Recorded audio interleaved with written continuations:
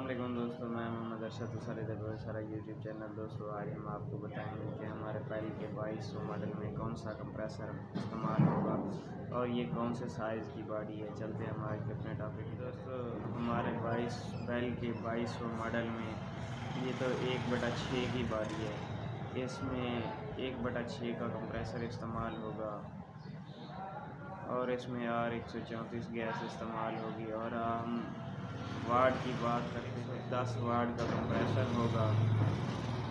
और हम इसमें अगर गैस की बात करते हैं तो 130 ग्राम इसमें गैस चार्ज होगी।